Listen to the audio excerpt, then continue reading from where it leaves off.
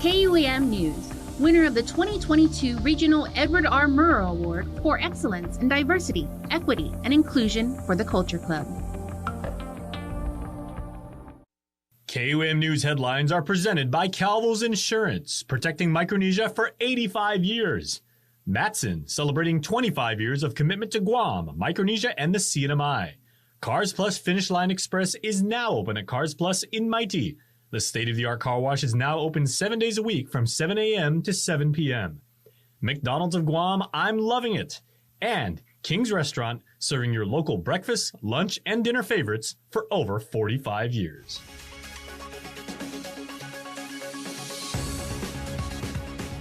Ahead on KUAM News Primetime. More push for GovGuam pay raises, senators speaking with leadership from the Department of Administration about the governor's proposal during special session. There is growing demand for public transportation. I'm Tomas Manglonia on Saipan as the region's transit chiefs meet on the island. Mabuhay and Bibo Famalawan. Philippine Airlines' first ever female flight crew makes their landing in Guam. I'm Mitsuki Hariyama with the story. Hafidades and buenas noches. Bienvenido para KUAM News Primetime. Guahusi Nick Delgado. Sa Guahusi Destiny Cruz. Si Dos Maasi Puri Manano Mizu Guini na programa. Well, the legislature appears close to approving the governor's proposed 22% across-the-board pay raise for general pay plan employees. Senators grilled Department of Administration officials on the specifications of the plan during a special session called by the governor. Nestor Lecanto reports. Governor Leon Guerrero has been pushing hard for the pay raise bill to be passed before April 1st. The increases are the fourth in a series of salary adjustments for government employees that began with nurses, then law enforcement, and then teachers. In support of the pay hikes, DOA testified that the pay plan hasn't been updated in 10 years. It brings GovGuam closer to mainland pay scales, and it will help avert the costly outmigration of employees seeking better paying federal work or mainland jobs. DOA Director Ed Burns says GovGuam can afford it because of millions more in rebated income taxes when the Marines relocate from Okinawa and in earned income tax credits that Washington is now covering instead of GovGuam. I don't have definite amounts of expected economic activity. I've given you some examples of additional revenues that the government has been able to bring in because of changes in conditions, most of which are permanent changes, like the 120 million that I mentioned before. I don't think it's unreasonable to suspect or even estimate that 5,000 people, 5,000 additional people living on this island is not going to bring some benefit to the local economy. But Senator Joanne Brown was among those who asked, can we really afford it? The government is flush with cash now because of the billions in federal pandemic assistance. But can all the spending commitments be justified? This is unprecedented in the history, not so much about this pay increase, but the increases that have been added over the last several years in the government. It's unprecedented at this level.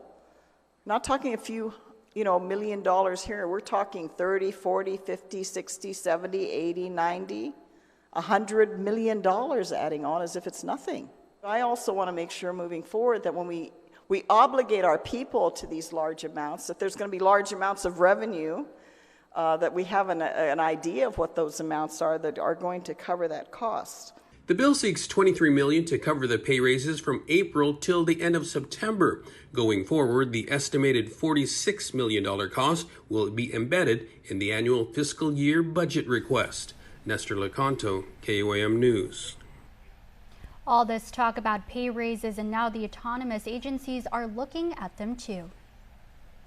During a CCU meeting today, GPA management said it's been working since 2007 to gradually raise salaries closer to national levels. Trissy Limtiaco is the Assistant General Manager for Administration.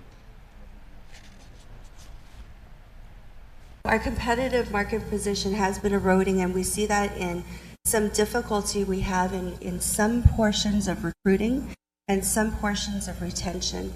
So this has not happened just recently, but it's been happening over the course of several years, particularly in our IT and engineering sections. We really need to look at what the market study says, the results, and figure out what are the structural pay adjustments. Current status quo approach is not working.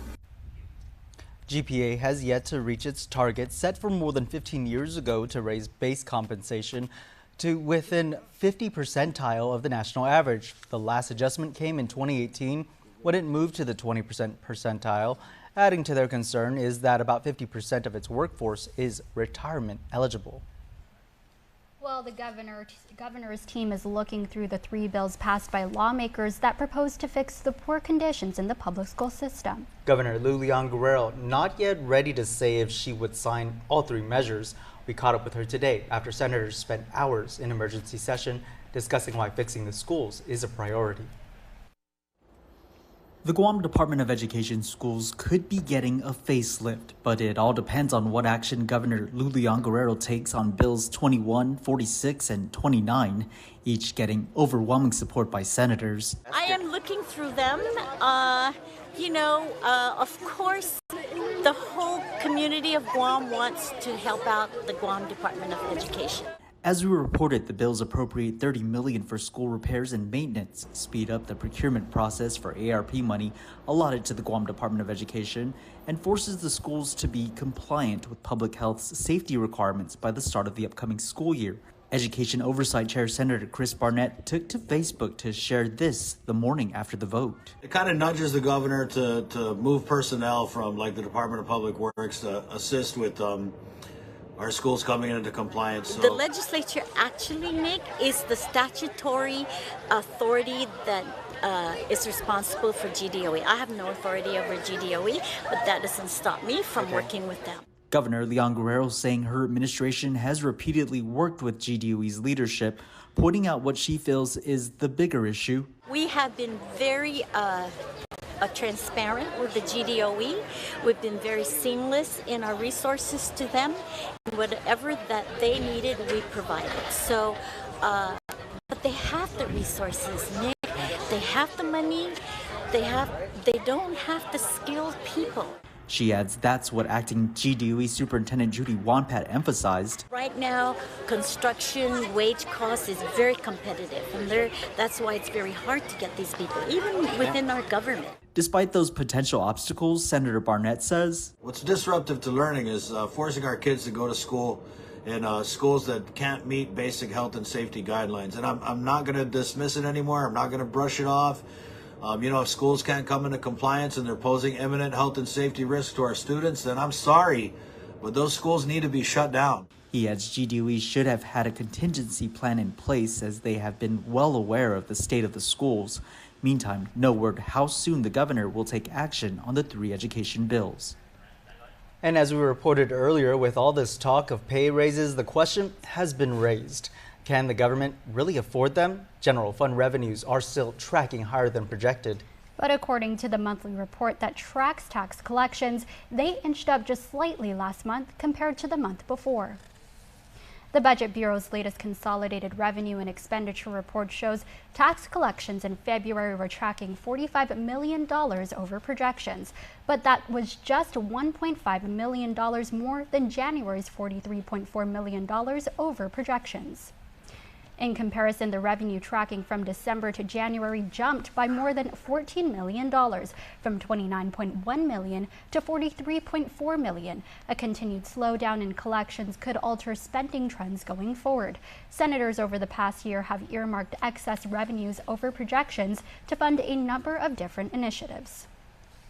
In other news, level 1 sex offender Paul Muffness Jr. was hoping to admit to allegations he raped a little girl back in 2019. He will have to wait after concern by a Superior Court of Guam judge. The court today denying to accept his plea deal until legal issues are ironed out. Here's more from inside the courtroom. No deal today. Yes, I understand. I really want to say something really short. I would just, again, encourage you to speak with your attorney. It really falls in with today's hearing, Your Honor. It's very important.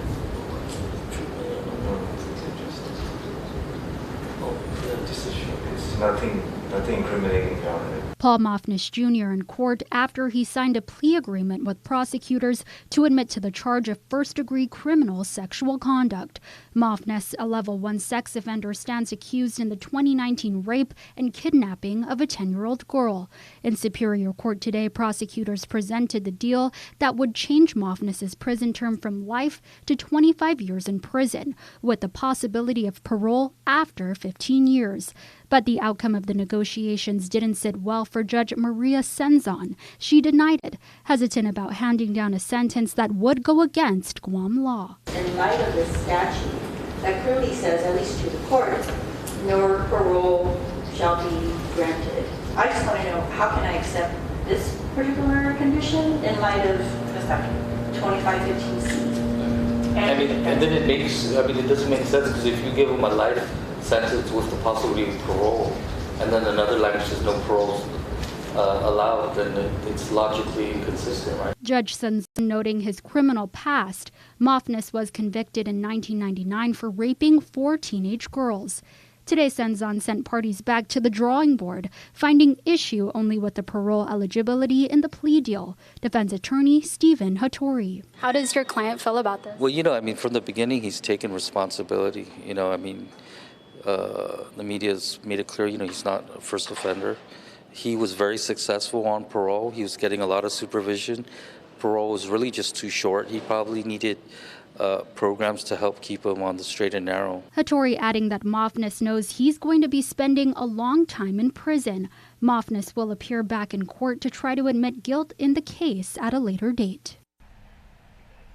Well, Guam police today releasing details into an armed robbery that unfolded at the Dededo game room this week. Authorities need your help to catch the robber considered armed and dangerous.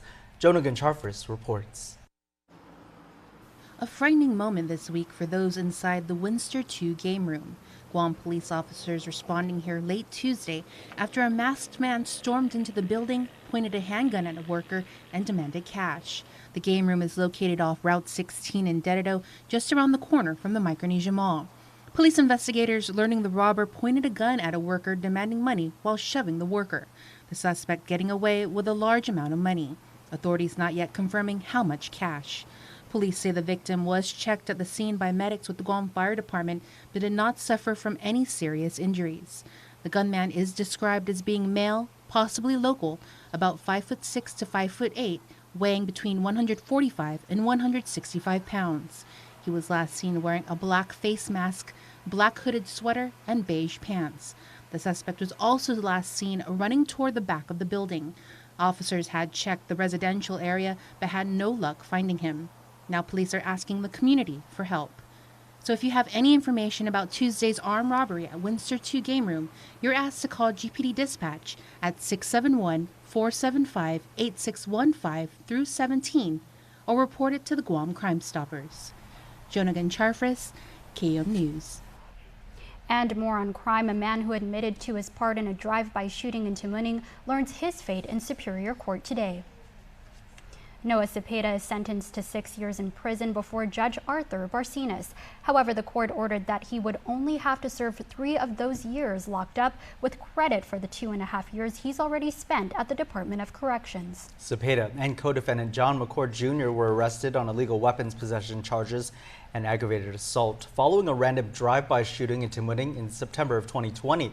The victims, fortunately, were not harmed, but it was said in court today they no longer feel safe. Cepeda apologizing for his actions, stating, quote, "It was just the wrong crowd I was hanging out with. I was under the influence and was not myself." He will be placed on 6 years probation after he gets out. Co-defendant McCord has since taken a plea deal as well. He'll be sentenced at a later date. We'll have more news in a moment. Keep it here. You're watching KUAM News. Don't need a work break, keep the smile on your face. The moments you can't replace, and I'll be around. Whoa. You can count on me. You can count on me for life. Wherever life takes you, we're always here for you. Calvo's Insurance. Count on us for life. The wait is over, Guam. The all-new state-of-the-art car wash is now open at Cars Plus. Introducing Finish Line Express, open 7 days a week. The all-new cashless drive-through car wash is also the largest car wash on island that can accommodate vehicles such as lifted Jeeps and full-size pickup trucks. Just roll up, pick a wash, insert credit card or show your EverWash app and roll through. Plus, power vacuums are available to clean the interior. Show your vehicle some love today at the all-new car wash at Cars Plus and MIT. Open from 7 a.m. to 7 p.m. 7 days a week. Mizuru tweets, confession, I really like Jack in the Box Tiny Tacos. My crunchy tiny tacos with creamy avocado lime sauce? There's a lot to like. I have a confession too. One time, I've been advised to stop talking. Tiny tacos, get them regular or loaded. Well, welcome back to Primetime. A third-party agent is brought in to try to help find out how the Guam Memorial Hospital got hacked earlier this month. Now, 3 weeks after the threat was detected, Governor Leon Guerrero confirming efforts are ongoing to strengthen the hospital's network. The GMH was an issue of looking at their security and having some abnormality or aberrancies that kind of alerted them. And so they took a conservative approach and shut down the system and cleaned it all up. So now they're slowly coming up, which is really good.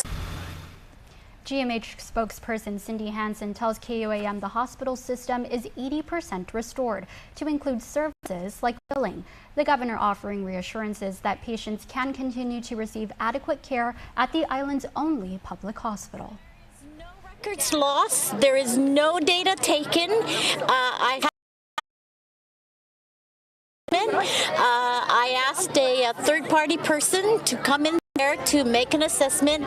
I want to assure the people of Guam there was no data or private information or confidential information that was stolen or missing. GMH officials have said the FBI has identified a suspect who breached the network, but the hospital declines to say anything more while the feds investigate. Patients who may have concern about information at GMH can also contact medical records at 671-648-7954. Up in the CNMI, some high-powered local executives were selected to lead the Guam Visitors Bureau. Actually, that's back here in Guam. George Chu, Executive Vice President of TAN Holdings, was elected Chairman of the GVB Board. He replaces Milton Morinaga. Managing Director of PHR, Ken Micronesia, who remains on the board. The board elected Vice Chair was Bank of Guam President and CEO Ken Cook. Cortec International Chairwoman Ho Un was chosen as treasurer, and Jeff Jones, president and COO of Triple J Enterprises, will serve as secretary. A 12th board member was also elected, Monty Mesa, general manager of Premier Outlets, who is also a former GVB board chairman. And now to news of our neighbors up north, not looking to reinvent the wheel, but innovate it. The Guam Regional Transit Authority is on Saipan, meeting with the CNMI administration. Officials getting a closer look at a first-of-its-kind public transit facility in the Pacific Territories. Regional correspondent Tomas Manglotnya reports. Guam is on track to also build our bus facility, and we found out that Saipan's bus facility was already built. We wanted to see what they did and what we can do to also help us design. The 10,900 square feet, $6.3 million facility on Saipan, funded through the Federal Transit Administration, is the first of its kind in the Pacific. Guam Regional Transit Authority leadership is in the Commonwealth to tour the structure and meet the administration. We don't like to reinvent the wheel, no pun intended, in transit, but try to help each other out. And so this visit was very informative, but also a chance for us to share best practices. On Saipan, the Colo Ride program has seen huge demand. In fiscal year 2021, they served over 14,000 riders, another 16,000 in 2022, and already more than 10,000 this year. Guam serves about 8,000 people a month. We both agree that there is a stigma that people, will not use transit because of certain concerns. But that's not the case. I believe CNMI, the students use the transit system here, and we'd like to have that on Guam as well. They're hoping to complete Guam's facility within 2 years. Both Guam and NMI transit heads are also looking to the future, considering electric vehicles in their fleet and possibly bringing a public inter-island ferry service to the Marianas. Tomas Manglonia, KUAM News, Saipan.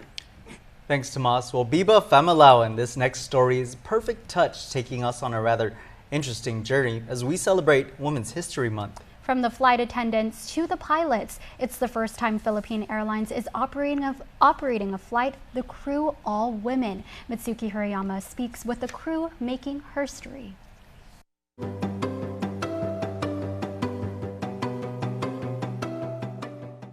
Meet the Gaopao. Mabuhay!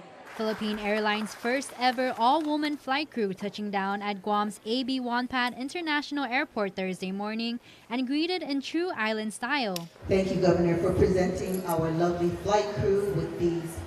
Commemorating Women's History Month, Flight PR 110 servicing Guam and Manila includes a crew of 9 women, 2 captains, a first officer, 5 in-flight crew, and 1 in-flight trainee. We flew into Guam via PR 110. An all-women flight roster, both in the cockpit and in the cabin. We will fly out of Guam tomorrow via PR 111, and again the flight will be manned by us, all-female flight crew.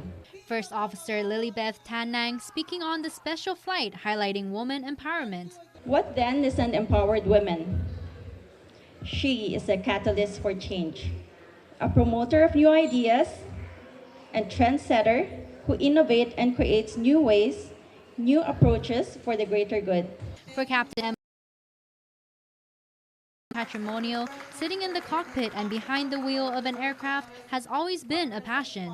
It's been a childhood dream that led me to this position. I grew up flying back and forth different islands. It's always been a dream to fly because I didn't really want an office job. A reality for them both for nearly the past 2.5 decades. But it wasn't always clear skies, especially in what many know to be a male-dominated industry. The hurdle of getting this position, like from the beginning, like they're not accepting female pilots. But it's not because of our skills, it's just that it's more expensive for them to train women. Because, for example, if we get pregnant, so we won't be able to fly, and they won't be able to utilize us. The first challenge was we were a minority. It's not an accepted profession for women. I remember my grandmother encouraging me to do something else rather than fly. But I've always wanted to do this, so I tried very hard. Now in a position to be that catalyst for change, they want women and girls to know. Follow your dreams and be humbled once you get the position. They should not let any obstacles or any difficulty stop them from following their dreams. A dream that has these women soaring above the clouds to get the masses to their destination safely. Mitsuki Hirayama, KUAM News. All right, Mitsuki Hirayama with the Gaopao story. Good job with that report there. Amazing. We love the Gaopao. We want to see that flight in action. We should take a trip. Now for a look at your world at home. Here's a view captured over the western side of the island. That's the Nimitz Hill area. Enjoy this view plus more Chamorro music streaming now on Isla Digital Radio. Just click the QR code right there.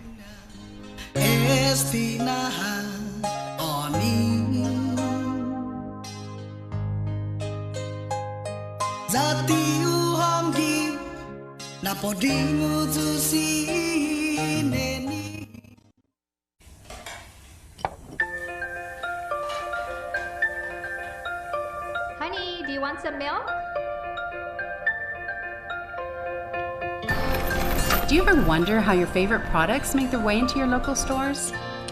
Most arrive on state-of-the-art Matson vessels that transport containers of food, household items, equipment, and supplies into the islands every week.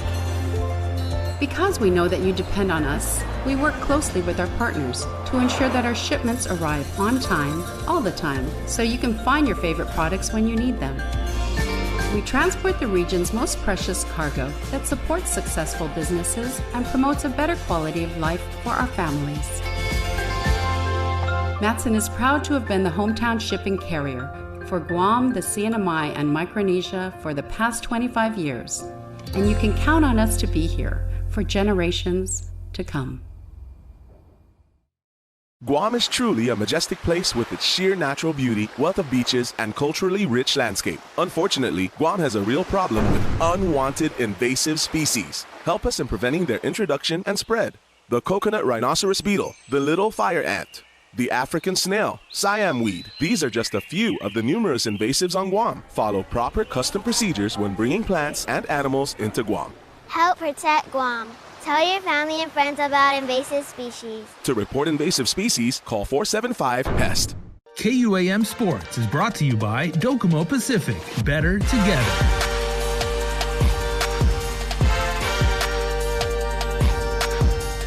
All right, this is your sports report. I'm your sports guy, Jason Salas, and I got a good buddy of mine, Roy Gamboa, the Deputy Director of the Department of Agriculture, an agency we don't typically have on the sports report, but we are talking and appealing to all sportsmen and hunters now because Roy's got pretty big advice out there and a big announcement for all of you who are fond of tracking the Venado.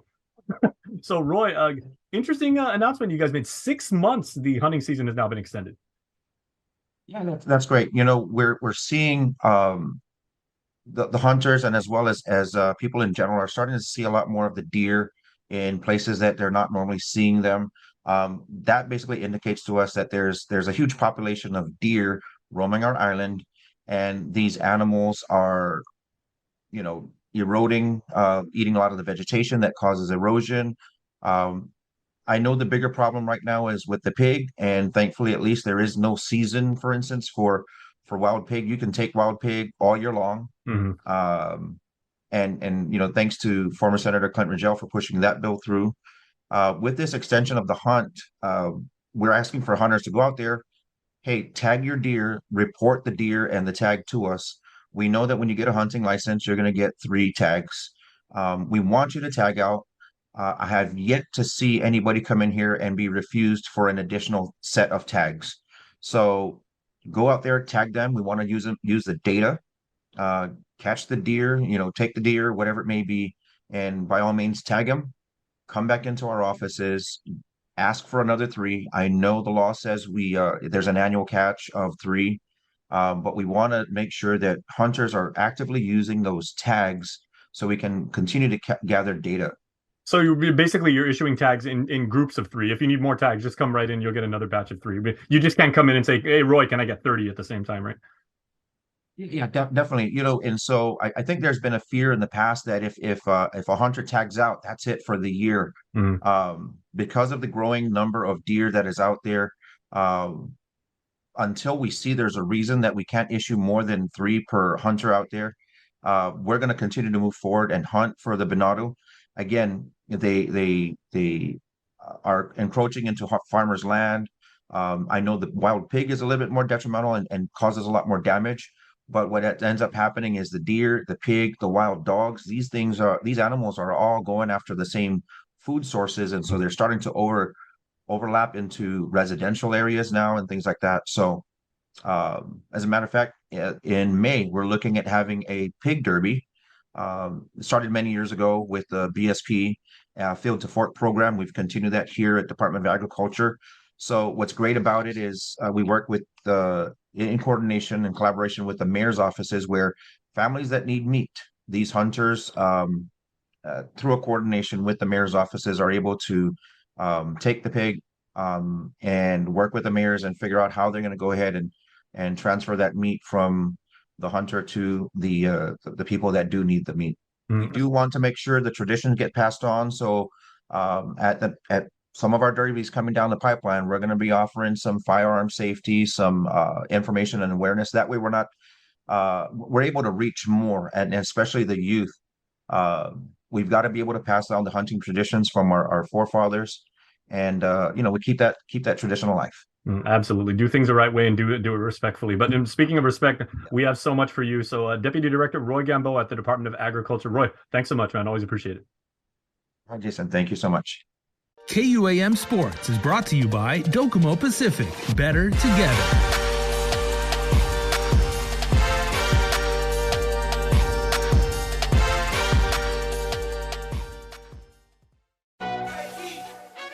And there you have it, McDonald's new crispy chicken sandwich.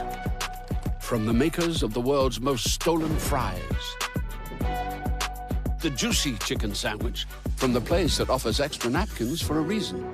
The tender chicken sandwich from the creators of a sandwich phenomenon. So you won't just be biting into a chicken sandwich. You'll be biting into McDonald's new crispy, juicy, tender chicken sandwich. Ba-da-ba-ba-ba. Guam's auto appearance specialist, Elegant Reflections, has been providing the automotive industry with professional detailing and car care products at its highest quality, from complete detailing, full interior detailing, exterior detailing, headlamp restoration, hand washing, seat and carpet shampoo, engine degreasing, undercarriage cleaning, paint sealant, fabric protection, paint oxidation removal, and so much more. Visit us at our new location. Call 646-5555 for an appointment. Elegant Reflections, Guam's auto appearance specialist, over 20 years of experience. We'll get that pen and paper ready, because you want to take some dance tips, some lessons from our own Destiny Cruz here. You'll see in this next story as we continue to celebrate Mes Chamorro with our weekly series, Rooted.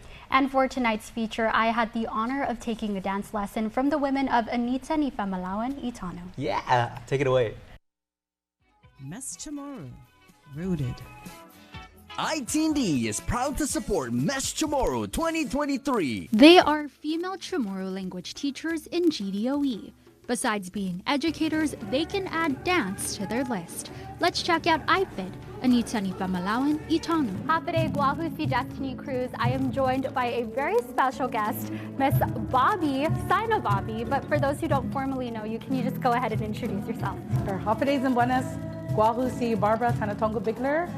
Mestre Chamorro Zugi za Talafufu Elementario za Dosna Guma hu Guma Lului I Guma Anita ni Tautotano zan Guma Anita ni Famalawan Itano. For those who may not know that you are a teacher with the Guam Department of Education in Talafofo, how long have you been teaching for? So over the course of the years of Chamorro language and culture, about 10 plus years. But dance, I'm already over 18 years. Yeah. 18 years. Yes, 18 years teaching cultural dance. Right, and so you've formed this amazing group. Can you just go ahead and repeat what the name is, where it came from, what it means? Sure. So, Tini Famalawan Itano means the spirit of the women of the land. And we formed this group because we were all classmates in a University of Guam class, the orthography class. And what we ended up doing was, one day we went to Saipan to study the orthography there, because the Northern Mariana Islands orthography is different from Guam. And as we were there at a family gathering with one of our ladies, we just started dancing, and everyone here in the back knew that I was a dancer and a teacher at the same time. So they're like, "Wow, Bobby, can you teach us?" Of course, I contemplated because it's a big responsibility. I'm so much younger than a lot of them, but at the same time, I saw that I could make something. I saw the whole holistic view of it, like I can do something, I can move the mountain. And so I ended up sticking with the ladies. Well, we're gonna keep it burning because you're gonna teach me how to dance, right? Yes. Okay, so let's do it. Let's do it. Let's do it. I was bulan tawen di hasi, so you can actually really also, bulan tawen di hasi, bulan di hasia. So stay on the other side, you're gonna take it step by step and work from there all the way to the end. Very simple. Okay? So first step that you're gonna learn on the punta, right? That. Okay? And it was bulan tawen di hasi, so you can actually really also, bulan tawen di hasi, bulan di hasia. Very, very important. And motion are all right? And then you shell. And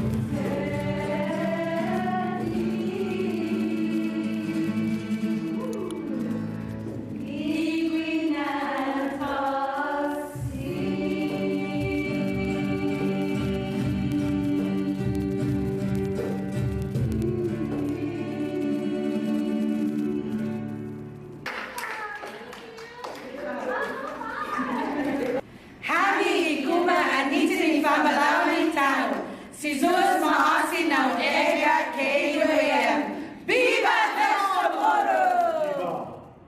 Mes Chamorro, rooted. ITD is proud to support Mes Chamorro 2023. Viva! Destiny Viva! Cruiser with the mood. So how does it go? Does it go to the right, to the left? Yes, is it and one, then 2, 2, 3. I'm still getting the hang of it. Do you what do you grade me? What do you give me? I feel like you were definitely rooted with the socks. So traditional. traditional. Let's grade her with an A. Thank you. Yeah. Well, finally tonight, your birthday wishes. Here's your Cold Stone Creamery Club Birthday Club shout-out submitted on KUAM.com.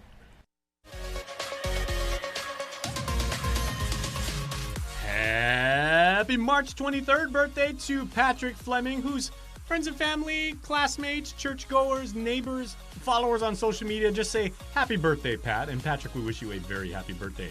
Franche Pangolinin, happy birthday to you, and we hope you have a wonderful day. And a belated birthday wish going out to Kaylee Brooke. We love you, KK. Say all of your family and friends. 3 amazing Guamanians, and we celebrate to them, as we should, because it's their birthday.